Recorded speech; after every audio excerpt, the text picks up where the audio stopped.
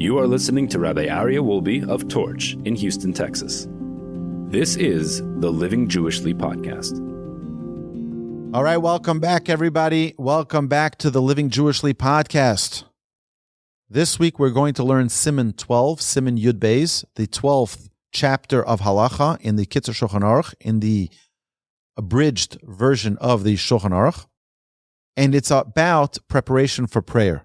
So the Halacha, the Torah tells us that prepare to meet your God, O Israel. This is in Amos chapter 4, verse 12. One should prepare themselves before meeting with Hashem in prayer, dressed in respectful clothes, as if he were meeting with a dignitary. One praying alone at home should also dress appropriately. So if one is not going to synagogue and they're praying at home, they should also be dressed appropriately for prayer. In places where wearing a belt is the norm, or by the way, where wearing shoes is the norm, it is forbidden to pray without them. It is proper to give tzedakah, charity, before prayer, as it says, I shall behold your face through charity. This is in Psalms chapter 17, verse 15. Additionally, Halacha 5, one should accept upon themselves the mitzvah of love your fellow as yourself, which was just in this week's Torah portion that we just learned, prior to praying. And one should intend to love every Jew like themselves, because if there is division below, there is a lack of unity above. And when there is peace below, our prayers are desired and accepted above. So if someone has a quarrel with their fellow, resolve that quarrel, and then your prayers have a much easier time being accepted. Our sages teach us to ensure that we use the restroom prior to prayer. If one is in need of relieving themselves, it is prohibited to pray or learn Torah before doing so.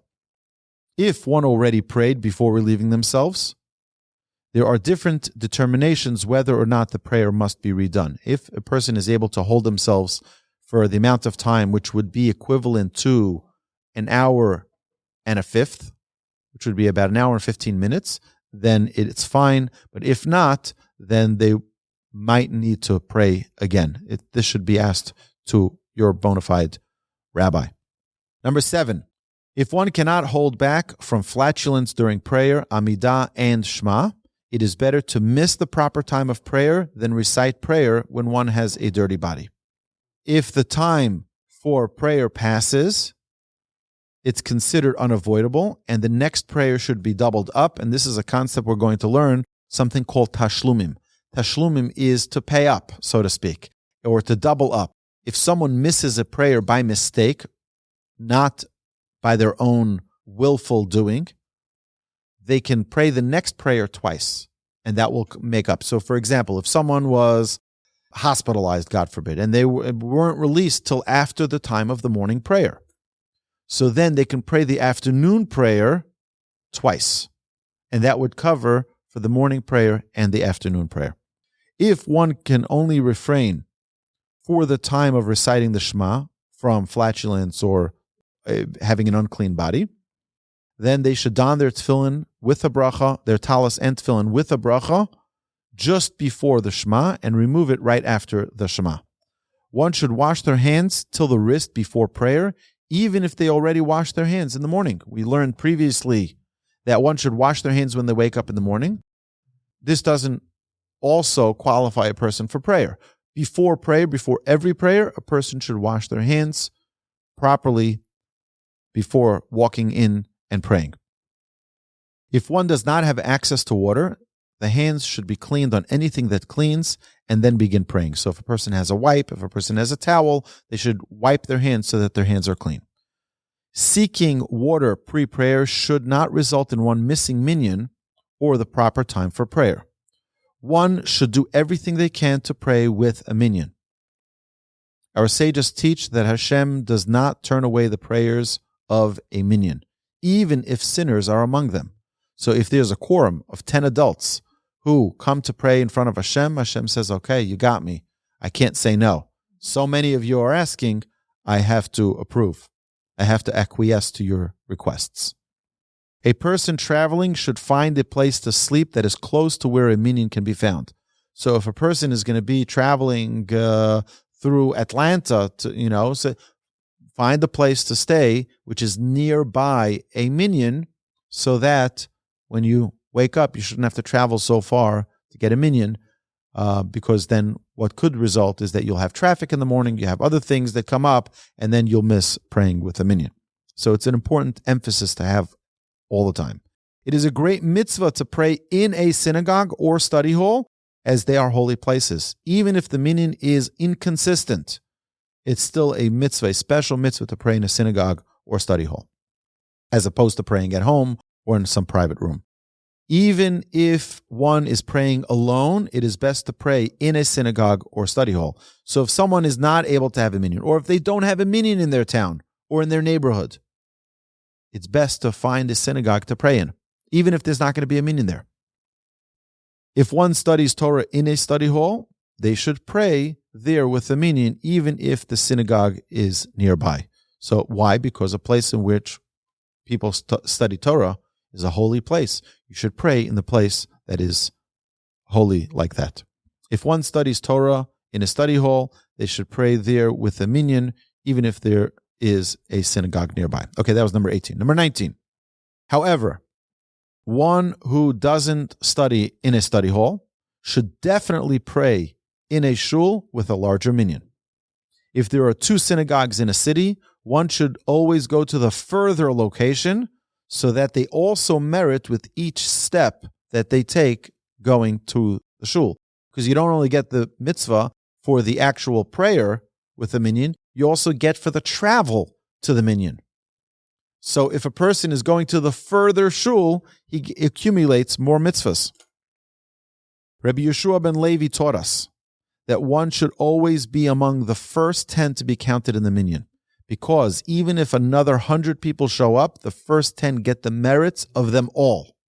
So if you're of the first 10, and there are another 100, 200, 1,000 people who come after, guess what? You get the merits of all of their prayer, because you're the one who made the minyan. Additionally, our sages teach that anyone who goes to synagogue morning and evening to pray properly is guaranteed a long life.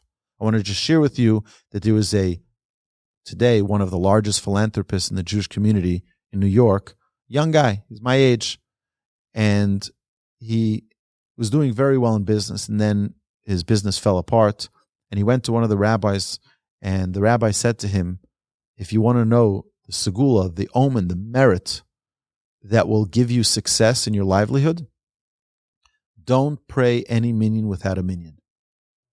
Don't pray any prayer without a minyan. So he accepted upon himself to pray every prayer with a minyan.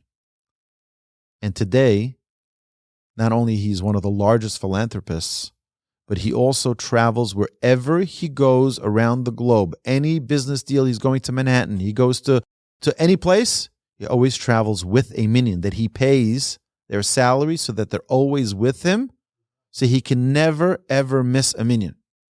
So if he's stuck on the side of the road with a busted tire, he has a minyan.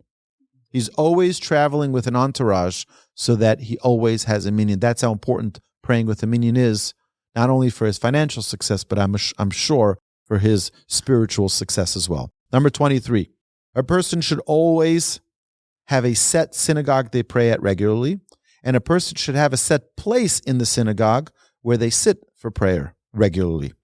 And anywhere within 8 feet of their set seat is considered their place. Also, one praying at home should have their set place for prayer. So if someone is praying at home, for whatever reason, they don't have a minyan in their town, they don't have a minyan to pray with, they don't have a synagogue perhaps, they should have a set place where they pray. As our sages teach us, that Hashem loves our prayers so much, He waits for our prayer in our set place. It is also beneficial for one to pray near a wall. It's number 25. And number 26, one should not pray with a wicked person. It is a special mitzvah to run to shul and to do any mitzvah, even on Shabbos. So we know you're not supposed to run on Shabbos, but if you're going to shul, you can run on Shabbos. And for any mitzvah a person does, you should run to do the mitzvahs of Hashem. One should not walk into synagogue panting and out of breath. Therefore, one should rest briefly prior to entering. One should have awe and reverence before standing in front of the Almighty and recite Va'ani brov chazdecha avo el beisecha eshtachave el heichal kodshecha b'yirasecha. These are in the beginning of our prayer book. If you open up our prayer book, the paragraph of Ma Tovu, how goodly are your tents, O Jacob, your dwelling places, O Israel. As for me, this verse, as for me, through your abundant kindness I will enter your house. I will prostrate myself towards your holy sanctuary in awe of you. What does this verse tell us? And this verse is from Psalms chapter 5, verse 8. This verse is telling us that we need to have awe and reverence for the synagogue, like one asking permission to open in prayer and then proceed like one standing in front of a king. Number 30. When Jews have their own communities, like in Israel, it is proper to don talis and tefillin at home and walk like that to synagogue. If in a place with non-Jews or unclean streets, it is best to don the talis and tefillin in the shul lobby, as it is a great mitzvah to walk into shul all dressed already with talis and tefillin. Number 31. If one is unable to go to the synagogue for whatever reason, they should try to gather 10 people in their home to pray with a minyan, regardless of being in the synagogue. Okay, so if the people were in the synagogue, you can ask them, come to my house as well, so that we can have a minyan here. So for those of you who are listening to this podcast, I just want to remind you that on the description of this podcast, you have a link to follow along with these notes, so that you can download them, you can print them, and you can follow along while listening to this podcast. Number 32. If putting together their own minyan is impossible, one should at least pray at home during the time that prayer is happening in shul. So if one is not able to put a minyan together in their home, they should pray during the time that synagogue is having their minyan. If one desperately needs to go to work prior to minyan in the morning, and it is forbidden to work prior to prayer, that we know, one can pray at home immediately at sunrise. If one must eat prior to the completion of the shul davening, they may do so if they are praying at home. However, if they're praying at shul, you shouldn't leave before the minyan is over.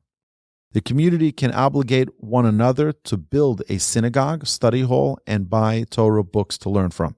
So this is an obligation on every member of the community, that we need to build a shul. We need to build a beis medrash, a study hall, and we need to buy Torah books. And people in the community can obligate one another to that responsibility. In a community that doesn't regularly have minyan, the members of the community can demand attendance from their fellow members till they start coming regularly. Hold them accountable. And then even people studying Torah should be forced to assist with the community minyan, as there is a proper time for prayer and a proper time for learning Torah. My dear friends, please, if you have any questions, you're welcome to reach out to me at awolbe@torchweb.org, AWOLBE @TORCHWEB.org. I look forward to hearing from you, and please like and share this podcast. You can also rate it if you'd like. That helps with our rankings, and I look forward to seeing you next week with another installment of the Living Jewishly podcast. Have a terrific day.